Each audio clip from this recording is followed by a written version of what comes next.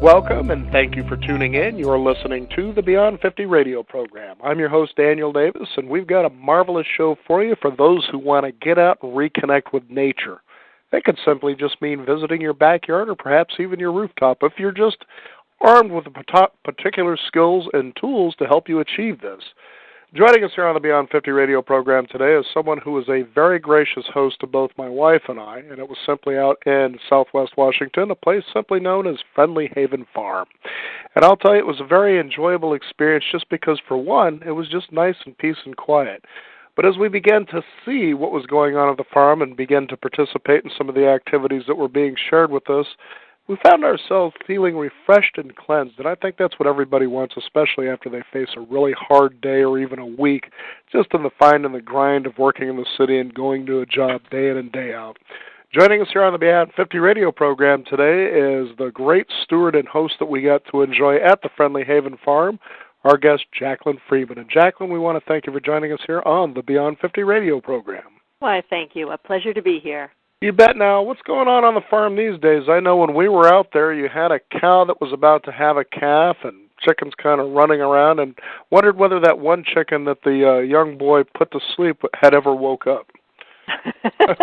Yes, that's right. Your son was learning how to calm a chicken, and yes, woke up and had many eggs the next few days. Mm-hmm. Our pregnant cow had a calf just the day before yesterday. So that's a long pregnancy, 9.5 months. And boy, oh boy, we were so happy to see a wonderful little heifer. It's our milk cow who had a calf, and so we got a heifer, so that will become another milk cow. She's the cutest thing. She's fawn-colored, and all fawn-colored except for a big white heart on her forehead. Mm-hmm. Perfectly symmetrical white heart. Beautiful. Well, very good. Now out at your Friendly Haven Farm, we've had you on the program before, and I made a slight that I wanted to get cleared up, is that I had said if this is as a person can show up, they can volunteer, and of course you set them up for a place where they can sleep and they get fed, and all they have to do in exchange is provide, some help around the farm. But really, you prefer people who have some experience, at least, on the farm or a working knowledge of a farm. Go ahead and explain about that. Well, we're actually members of WWOOF International. WWOOF is Willing Workers on Organic Farms. It also stands for the WWOOF, is Worldwide Organic. What is it? Worldwide Organic. Something about farms. Mm-hmm. It's got two acronyms there, and they both are WWOOF, and the website for it is www.oofusa.org.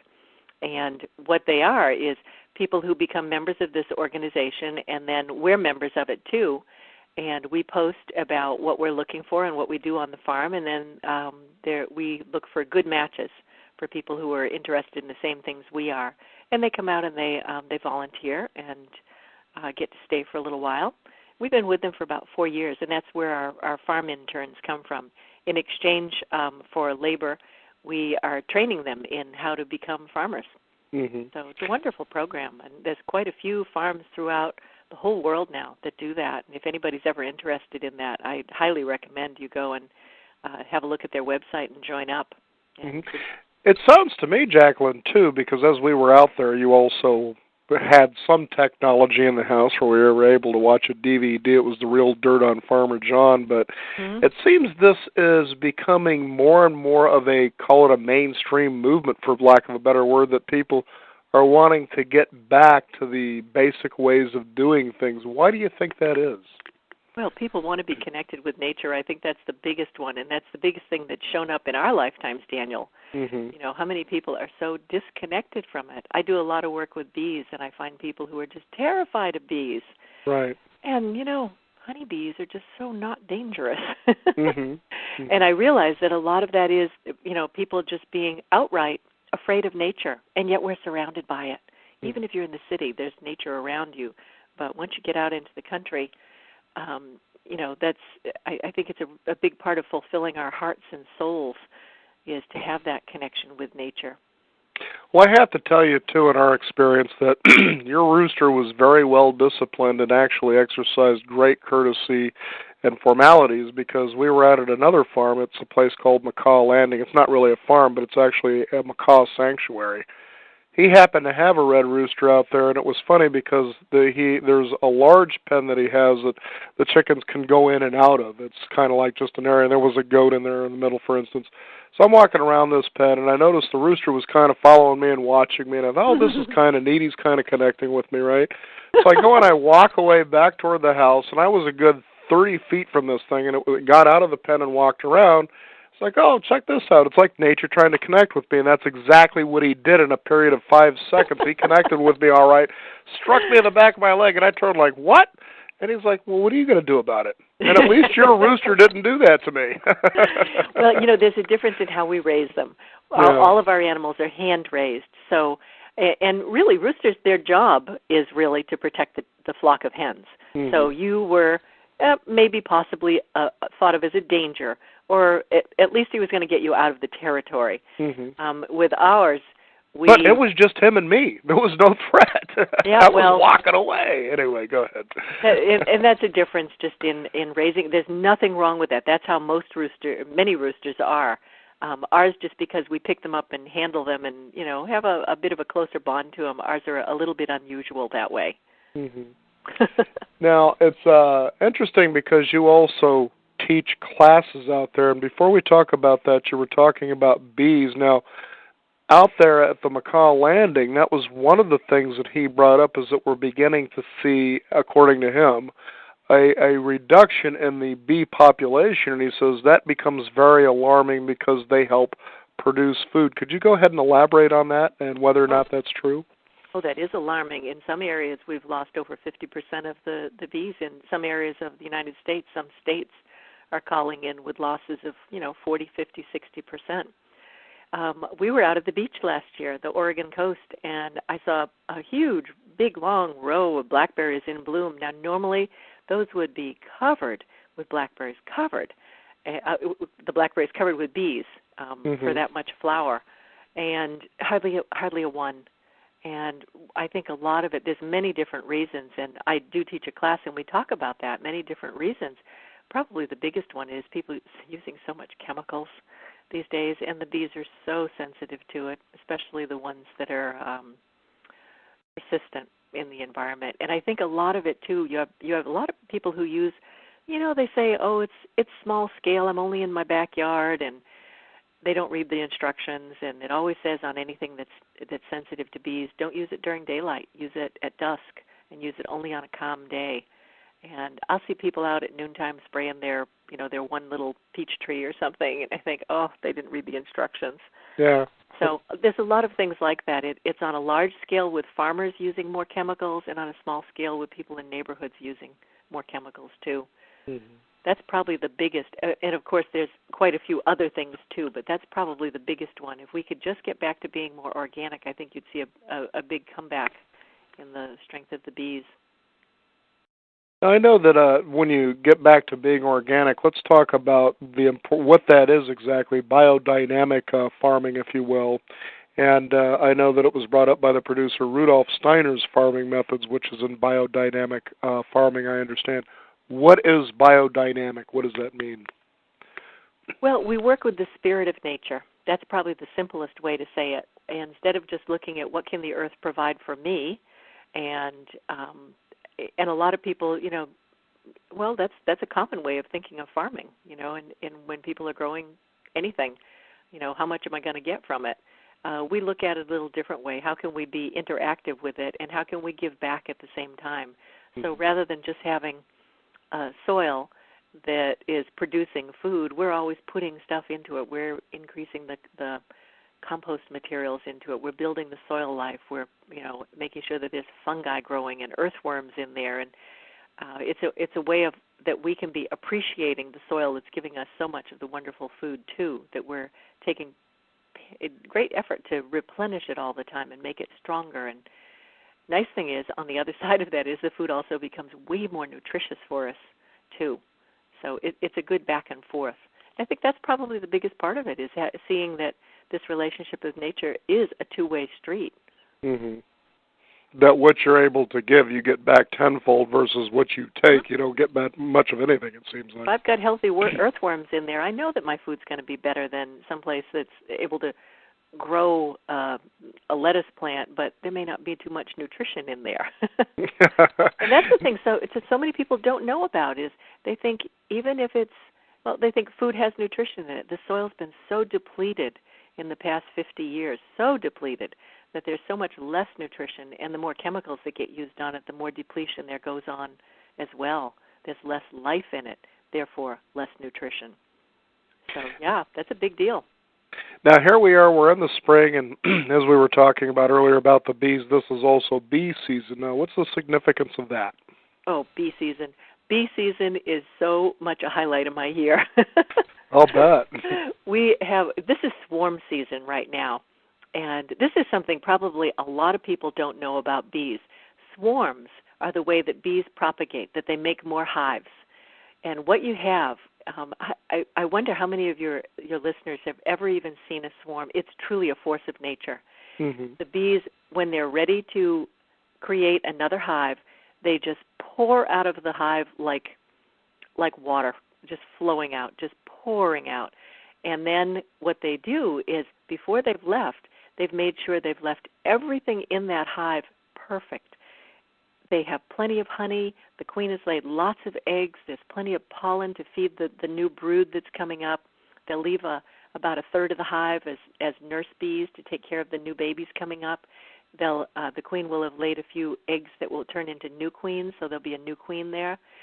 And then they leave. It's so generous. It's like saying, here's the keys to the vacation condo. Food's in the fridge, money's in the bank to pay for your kids' tuition, mm-hmm. Roof over your head. They make it perfect, and then they leave. And then the old hive becomes a swarm that takes off, lights on a tree or in somebody's backyard, and hangs out waiting for the little scout bees to go out and find them a new home. Mm-hmm. Sometimes I get calls from people who are all freaked out because the bees are there and they're afraid they're going to get attacked, and it's so different than that. When the bees leave, what they do just before they leave their hive is they all gorge on honey. They're so drunk on honey. As an old farmer told me one time, he said, they couldn't bend their fat little bellies around a sting if they wanted to. And what they do is they go find a tree branch not too far away, and it could be your back porch, but or under your picnic table, leg or something, all kinds of places like that. I've found bees.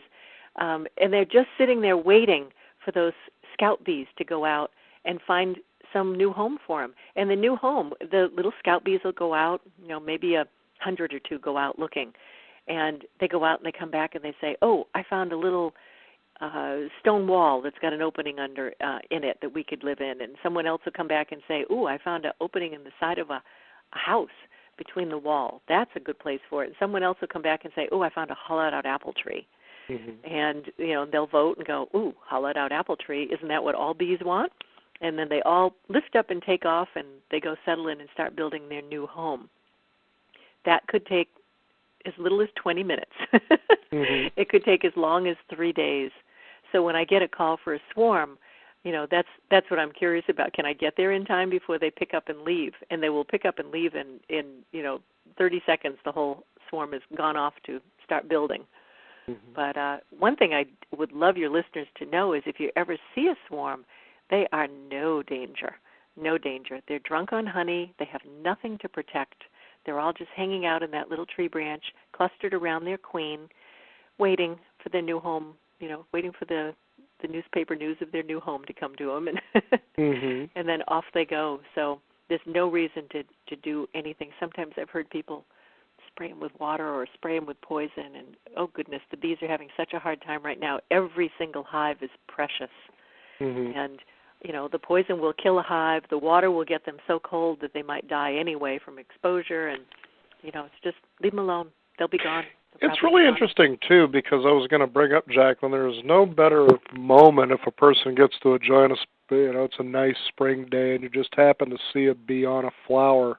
Mm-hmm. And it is so romantically enjoyable and so soft and so subtle as you watch this bee pretty much dance around this flower here. and then it moves on to the next one, and you watch this and you think, how can a creature like that really, by just watching it, so soft and so gentle, how we can have such a fear of being stung by a bee? Is that possibly because we might mistake a bee for something like a hornet or a yellow jacket or something like that? Yeah, and when bees are out, if a honeybee, for example, when they're out there, they're as you say, on the flower, they're totally focused on nectar or pollen. Mm-hmm. They have no interest in people, believe me. Mm-hmm. And there's hundreds in every part of the country. There's hundreds of little native bees. And another thing, just to get on the other side of that coin for a minute, 98% of all bees don't even have a stinger. Wow. So if you didn't even know that either, did you? No, you just have the assumption that they all have stingers. Nope. Almost all of them don't. And some of them can be itty-bitty little tiny ones, and some of them can be quite large, but less than 2% of them even have a stinger at all. The honeybees do and the bumblebees do, although they don't use it really unless you're threatening them. Then you've got the carnivorous bees, and the carnivorous bees are very interesting. Those are the hornets and the yellow jackets, the wasps, and they don't eat the same thing. They're not over there hanging out on flowers. Mm-hmm. They're meat eaters, and they have a very important role. When I'm out on the farm, say my cat's caught a mole or a mouse or something, and they'll eat most of it, but there'll be a little bit of it left, and I'll walk by and I'll look down on the path and I'll go, there's the last third of the little mousey there. And I'll see that there's maybe 2 or 3 yellow jackets sitting on it, and they're actually eating it. I'll come by a half an hour later, it's gone. Mm. So they eat the dead stuff so that it's not becoming a little festering thing that flies get on. And I'm actually grateful to them because of that, because they don't increase the fly population. Mm-hmm. So they have their role. And mm-hmm. as long as they're not hanging around right where you are, they're pretty good. They can be aggressive. The wasps, yellow jackets, the carnivorous bees. They mm-hmm. can be aggressive if they're trying to protect something like a source of, say, a hot dog sitting on your plate. That would be something that would be real interesting to them, and they can be aggressive. But I have a solution for that, by the way. And that's interesting because that's when you see them quite a bit, or you've got the canned soda sitting out, for instance. Uh-huh. There are a lot of, this thing's going, what do I do? And you start running away, but that'd be interesting to have a solution to that. I've come up with just take it and put it somewhere else and go get another hot dog or something. Well, what you can do, they're territorial. So if you take a brown paper bag, and you kind of like you were going to blow up a balloon, kind of mm-hmm. puff it all out and then gather it at the bottom, wrap a little piece of string around it. So it looks kind of like a beehive, mm-hmm. Like a wasp hive or a yellow jacket hive, just something, a big puff of brown paper bag with a bottom, and you just hang it near your picnic table. You won't have any of those carnivorous bees coming around.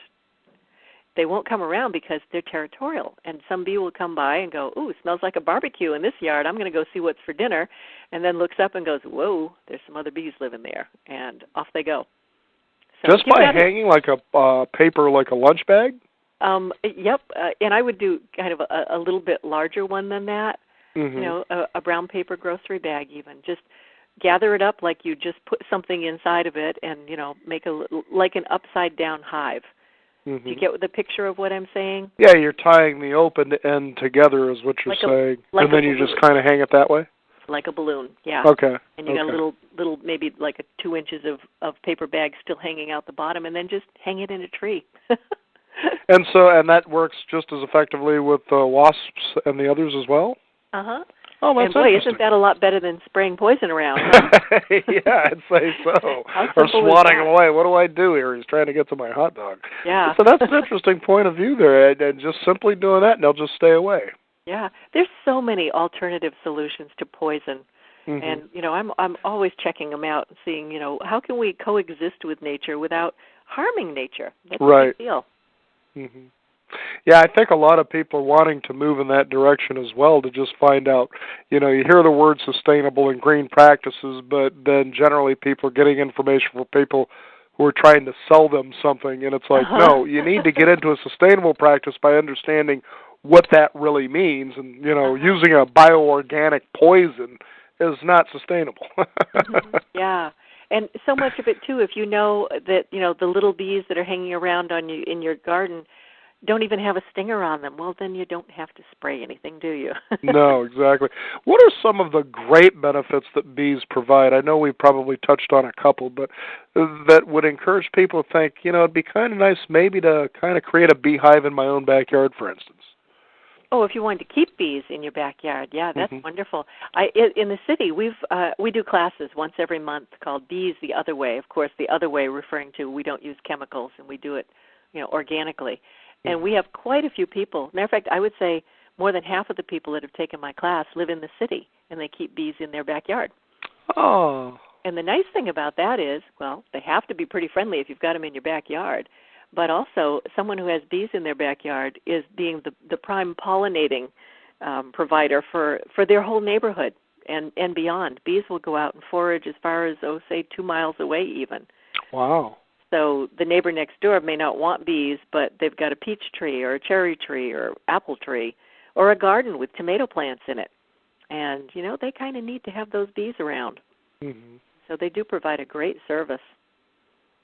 That's great. It's just, again, there's just nothing more romantic, it seems like at times, than when you're just sitting there on an afternoon, nothing to do, and you see a bee land on a flower, and just the interplay between that and the flower, it's like the flower is literally alive. You can almost hear it giggling in some ways because it's being tickled by this playful little bee. And it's such a nice, soft, gentle, loving interaction. It's just so enjoyable to watch. Oh, that's a sweet image. It's just what I've experienced now. Now, you do also teach classes on many different things. Let's talk about a couple of those. Oh, yes. Every month we have different classes here at the farm. The bee class I mentioned. We do backyard chickens from A to Z, and these are all-day classes where people come and learn not just the basics, but also, how do you really provide a good home? What's the nature of the animals that you're taking, or the bees in the other case, that you're taking care of? So, as a matter of fact, just to say something about that, I find a lot of people will take a beekeeping 101 class and they learn how to set up a hive, and off they go. But they don't really know about the nature of bees. What is it that bees want? What is it that a chicken wants? And how to provide something really that is in keeping with where their direction is. We teach other classes in things like, how to build a compost tea maker. That's about giving back to the soil. What do the plants want? So that's the kind of question I'm always asking is, rather than what's in it for me, what is it that this plant or animal or insect wants? And how can I then provide the best home or best place for them to be? Mm-hmm. We work with horses, too. My husband teaches that class, and again, it's, working with horses. How can we work with them in such a manner that we improve their performance and yet at the same time are working with the horse rather than, say, on the horse? Mm-hmm. Mm-hmm. It's quite fascinating, too, as you talk about this in the way that you do, that as you look at nature and the earth, that we truly live in symbiosis. We need as much as they need. And we kind of sort of shadowed that in such a way. We're the wise stewards of the earth, and we command everything. And I think there was probably more of an inherent wisdom in the Bible in stating that is more of a metaphor to say, no, you have the capability to actually turn the balance, and it could be unfavorable to you. So that's what wise steward means. It's becoming wise about what you may be the steward of, and recognizing, as you say, what does the bee want, or what does the flower want, or what does the soil need, or what does the horse need, that you begin to see that it's all about cooperation.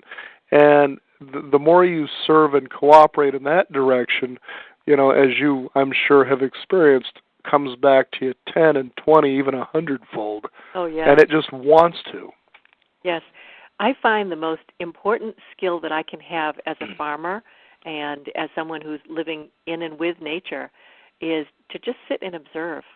When we bought our farm a number of years ago now, about 8 years ago we bought our farm, and the first thing we did for that entire first year was simply observe. That was all we did. We put in a few raised beds, and then we sat back and said, let's watch what the cycle of seasons are here. Let's find out who lives here already. Mm-hmm. And, just observing. So many times there are things that happen where you screw up, and if you go back, you go, oh, I screwed up for a reason here. Now I need to rectify that. Let me give you a good example. In the Northwest, we have slugs. And slugs, when they're in balance, are not a problem. A sluggy, the purpose of a slug is to eat the things that are going by. So I might have, the little outer leaves of the lettuce that are dying. A slug will come along and eat that. I was a little, maybe 2 years in, and I did not have a slug problem for 2 years. And then all of a sudden I had, oh my God, the slug problem of the century. They were everywhere. And I spent a long time picking slugs and trying to figure out what in the world skewed that balance. We were in balance in the beginning. And what I realized after going over everything we had done in the first 2 years we owned the farm here, I realized my cats, when they first moved out to the country, were so excited about catching everything. They've gotten way more balanced now. But so excited about catching everything they could. So they caught salamanders and snakes and everything. Wow. And I realized, yeah, you just got it. Salamanders and snakes. What eats slugs? So we had to go back and rectify that. We had to make it right. And how we made it right was I went all over the farm and in the gardens and around, tucked in little corners, and I made lizard and snake habitat. I made nice places where weeds grew up and the grass was tall and there were little protected stones, gatherings to get like little stone walls and clumps of stones so that they had a place to go and hide and to be without my cats bothering them. Now we're back in relationship again. My cats have gotten over that and it's much better. But isn't that interesting? Because my alternatives were, oh my God, I have so many slugs, I'm going to have to go, do something drastic. Like get slug bait, for instance. Yeah, right. Oh, Lord, you don't want to do that. That's for sure. You your soil in no time, as well as, who knows, kill what other animals that are eating anything from that. So, yeah, you want to go back to where's the point of balance and how can I pay enough attention to be awake to that and see what did I do, how did I screw up maybe, and how can I make it right? Or maybe, hopefully, just observe what the balance is and leave it like that. For those of you just joining us, we're talking with Jacqueline Freeman of Friendly Haven Farm, located in southwest Washington State in the Northwest, and talking about how we can understand what biodynamic farming is and how we can apply the lessons and tools to mainly have perhaps our own little farm to whatever level that may be. It could be even just a simple little farm in your own kitchen. Now, what are some of the other classes that you teach? Oh, we do ones with fermented foods. I teach people how to make fruit sodas using non-dairy kefirs.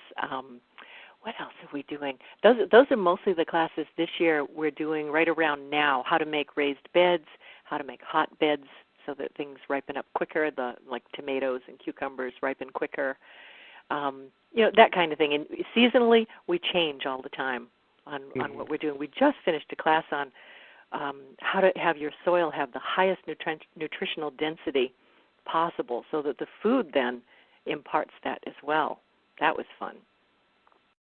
Well, very good. It's always enjoyable to have you on the program, and as people are listening and they want to become interested in maybe how they can participate, perhaps from anywhere in the United States or even the world, as this does go out to a worldwide cast, what are some things you would encourage people, I guess, skills to have if they wanted to come out on the farm and help it, and maybe some informational websites people can explore? Well, we do take people who come and stay at the farm. Of course, they pay to stay here then. Right. And we spend time with them, showing them how to be in nature. We provide all the meals. They can even help make the meals and learn all these different things from, how to make homemade ice cream with the milk from our cow to, salads and anything we're picking and cooking from the gardens. We grow nearly all of what we eat. I won't say we're 100%. I still haven't grown a coconut yet, but we're working on it.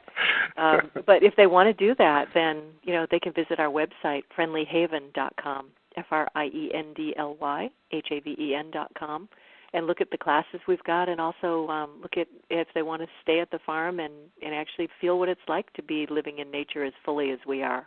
Mm-hmm. We really enjoy having people here, too. We really have a wonderful time with the people that we've met who've come and stayed here.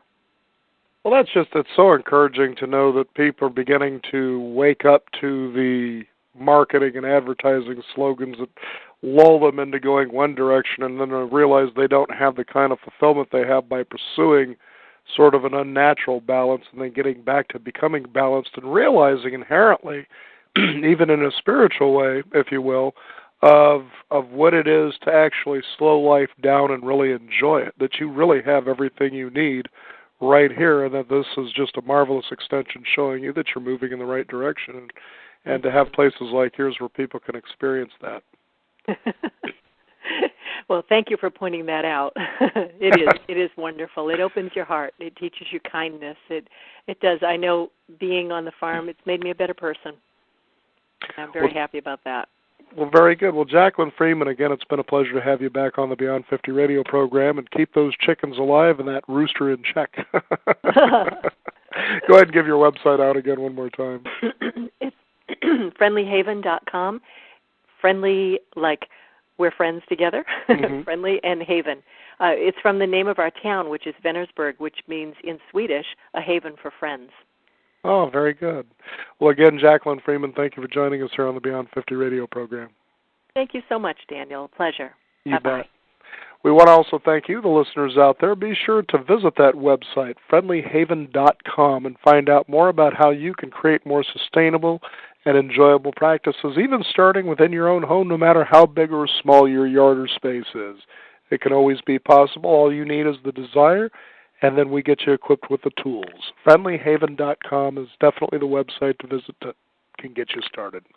Also, another website we encourage you to visit is beyond50radio.com. That's the number 50 with a 50. That's our website, where you can also sign up for our free weekly e-newsletter, as well as visit our blog, where we post all of our interviews and also special YouTube videos that even sustain around the talks that we talk about. So we encourage you to also visit us at our website at beyond50radio.com. We also welcome your questions or comments. Just shoot me an email, daniel@beyond50radio.com. Again, thank you for tuning in. You've been listening to the Beyond 50 radio program. I'm Daniel Davis, and remember, live your day past halfway.